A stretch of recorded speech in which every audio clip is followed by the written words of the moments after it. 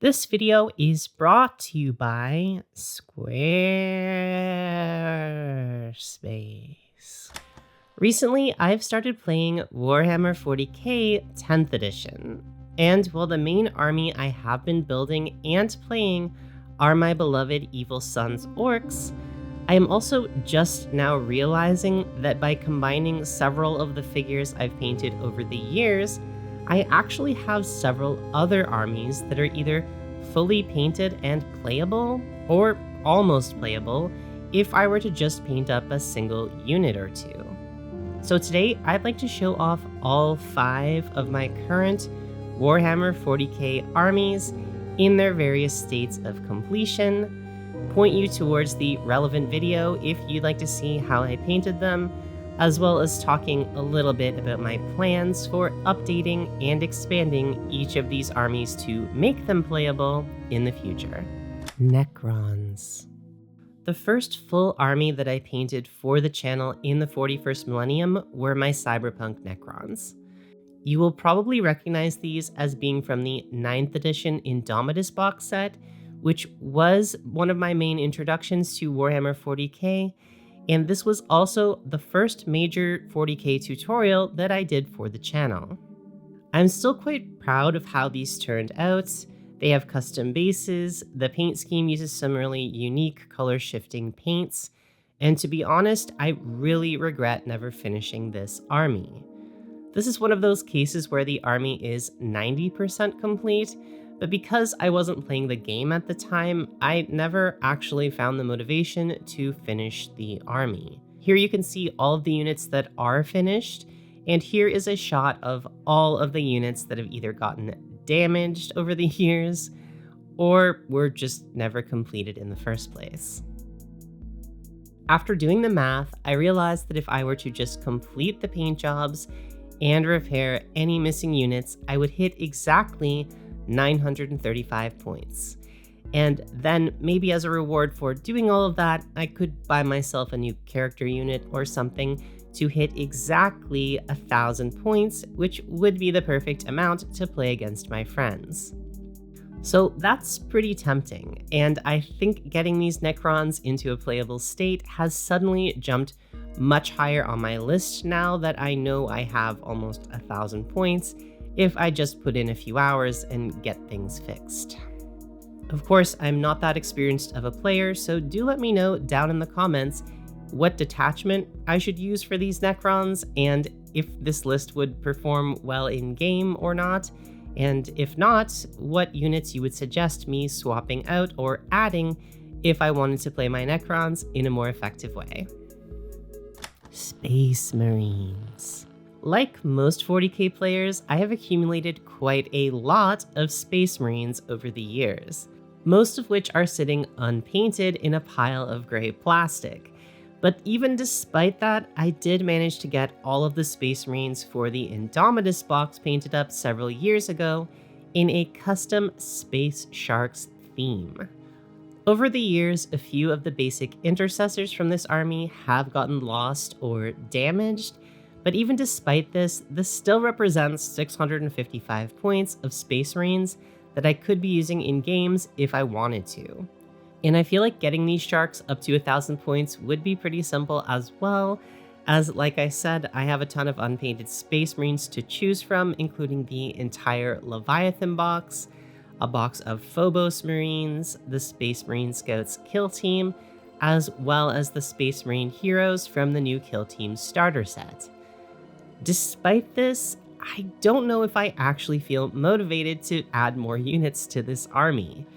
While the color scheme is cool, and it is a ton of fully painted points I could use just sitting there, I don't really feel like it holds up as well as the Necrons after 5 years of sitting on my shelf. Also, if I do want to add more units to this army, I would need to make more of these custom bases, which took quite a long time to make, so adding a few Space Marines to this army is a bit of a bigger endeavor just because of the bases, I would say. So if I were to paint more Space Marines in 2025, I'm thinking it might be for a different chapter, maybe a brand new one, and we'll start a new Space Marine army. I'm thinking maybe Howling Griffins, that would be channel appropriate. And then I could use my Space Sharks as add-on units for that army while I'm in the process of building it up. I don't know. Let me know what you think down in the comments if you'd like to see me get my Space Sharks up to 1,000 points, or if you'd like to see me start building a brand new Space Marine army, maybe starting out with the Space Marine Scouts kill team and building up from there. Sisters of Battle. Although much lower in points value than my Necrons or my Space Marines, my Sisters of Battle are maybe the paint scheme that I feel holds up best over the years. I went for a heavy verdigris and rust scheme with these. They're a custom order called the Order of the Blessed Rust, and altogether with everything I have painted, this represents 445 points, but it's 445 points that I feel really compelled to expand. I just bought the new Kill Team box set, which contains the new Sanctifiers and Ministorum Priest model, which, if I were to paint them, would bring me up to 595 points. And I also have another full squad of unpainted sisters somewhere in my basement, which would bring us up to 710 points. From here, I could see myself adding on a few tanks or battle suits to get to the full 1,000 points I would want in order to play these, but at the slow rate that I paint, I feel like this might be a longer term project versus simply updating my Necrons or Space Marines. But despite this, aside from my current Orc army, these are probably the models that I feel most motivated to paint, as it's just such a cool range of models, and I really like the color scheme I used for them. But do you know what other color scheme I'm a huge fan of? That's right, it's this video's sponsor, Squarespace. Squarespace is the all-in-one website and hosting platform that I've been using for just over a decade now for all of my website needs. And it's super easy to use. Just pick from one of their fabulously designed pre-made templates, or build a custom template from scratch that works best for what you want using Squarespace Blueprint. I've been using my current Squarespace site to host a gallery of my painted miniatures, all of my painting reference documents, as well as an online store, which offers a variety of flexible payment options, and you can sell all kinds of stuff on here, whether you want to sell physical items, digital items, or even services. So if you need a website, why not check out squarespace.com today for a free trial. And when you're ready to launch, go to squarespace.com/Dana Howl for 10% off your very first purchase of a website or domain. Now back to our video. The other thing I thought was quite interesting when I was looking at the rules for the new Sanctifiers kit is that they can either be run as an Agents of the Imperium unit or a Sisters of Battle unit. And after delving into an even deeper rabbit hole full of rules, I realized that many of the units from the Imperial Agents Codex, some of which I already own, can either be splashed into any Imperium list with relatively little downside, including putting a regular unit of Sisters of Battle into any Imperium list that you want. And this got me thinking, instead of just expanding my Sisters army, what if I started working on a sort of all-encompassing army for the Imperium itself, based on the color scheme of my Sisters of Battle, Agents of the Imperium? So here's how I see this working.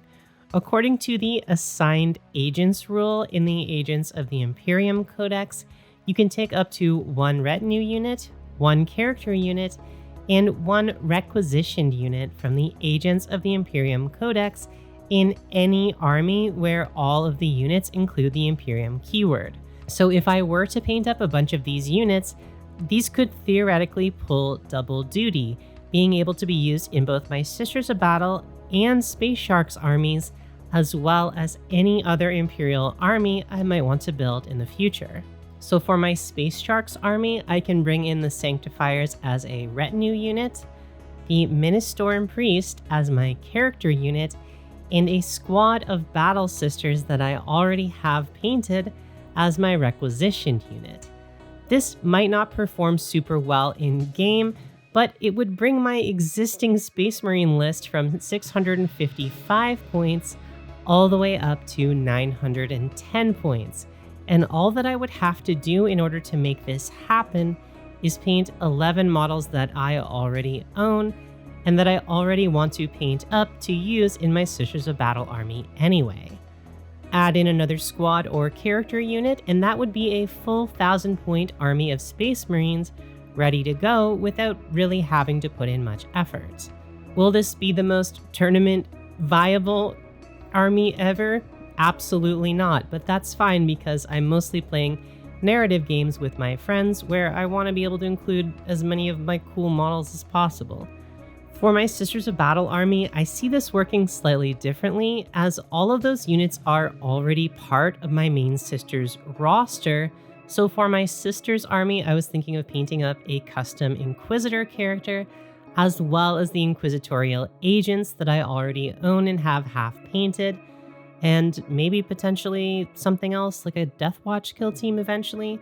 That sounds pretty fun, and again, anything I paint within the assigned agents category is cool because it can then be used in any Imperial army that I choose to paint in the future, including Adeptus Custodes. That's right, you didn't think I'd forgotten about my Golden Girls, did you?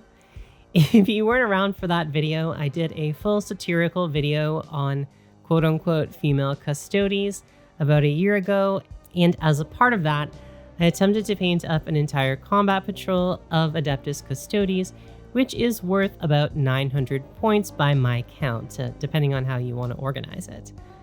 So again, if I can get my Sanctifiers kit and the Ministorum Priest painted, that would bring my Custodes list up to 1,000 points as well. That is, if I were to actually spend the time and finish painting my Custodes, which I should probably bite the bullet and just do. They're like very close to being done. I'm bad at finishing things, okay? Planning all this out, I'm even thinking of making custom cathedral bases for all of my future Imperial Agents units, as well as for the Custodes, so that they can be mixed and matched in different lists, giving me a lot of flexibility in any Imperial armies I want to field in the future. And plus, I think it would just be cool to have 1,000 points of Sisters, Custodes, and Marines, which all share some units in between them, making them kind of a cast of characters, which I think is just a little bit more interesting to me than doing a single part of the Imperium. So that is all 4 of my armies that I think would be reasonable to get up to 1,000 points within the next year or two. I just really like the idea of having a few basic armies that are around 1,000 points that I can choose to expand upon in future videos and future projects if I ever want to. And beyond this, I also have a 5th army, which is currently my main army building project, which is, of course, orcs. So since the last time I showed these off, I have gotten my Evil Sons up to 895 points. I'm pretty happy with how they're looking so far and with how they play on the tabletop, but I do want to add a few more units. My current plan with these is to paint up a unit of Tank Bustas and Breaka Boys, which would give me 1,170 points to play with. It's just taking me a little while to get there, as I have been trying to stretch out the parts from the new Kill Team box out into multiple units. I'm trying to build both units out of just one box, so there is a lot of kit bashing involved, which is taking a little bit longer than usual. After this, I've got some more boys to paint, as well as some Ludas and Burnas. Plus, I would eventually like to add some bikes and some other vehicles to the army as well, ideally ones that I'm going to kit bash. So that's the status of the orc army right now. I'm not giving up on that. I'm still going to be adding more units to that. And finally, I have one more 40k army that I have assembled but never got around to fully painting, and that is my Tyranids. So between all of my retro Tyranid models that I've collected and the entire Leviathan box, I definitely have at least 1,000 points of Tyranids, I'm pretty sure. and I definitely want 1,000 painted points of Tyranids, but the problem is I still haven't come up with a color scheme that I like for them, despite having made dozens of test models over the years. The real problem I find with Tyranids is that they are such a blank canvas. There are so few limitations in terms of how they can be painted that it's almost overwhelming. This is an army that can be painted up in any colors using any technique and it will still be canon, so I've really struggled to come up with a paint scheme for them that would make them stand out on the tabletop and still be fun for me to paint after painting a whole swarm of them. Let me know what you think about this down in the comments, as I have always wanted to paint a Tyranid army. Again, I own enough of the models that I really should try and paint them. I just feel like I'm having trouble committing to a single color scheme for them, so if you have any ideas on how to narrow it down, feel free to let me know down in the comments. So that is it for today. That is all of my 40k armies in various states of completion. If you want to see how I painted any of these, I've left links to all of the painting videos down in the video description. As always, thank you to all of our lovely, wonderful patrons for your ongoing support. And make sure to let me know which of these armies you want to see me paint most next down in the comments section. And I will see you in the next video.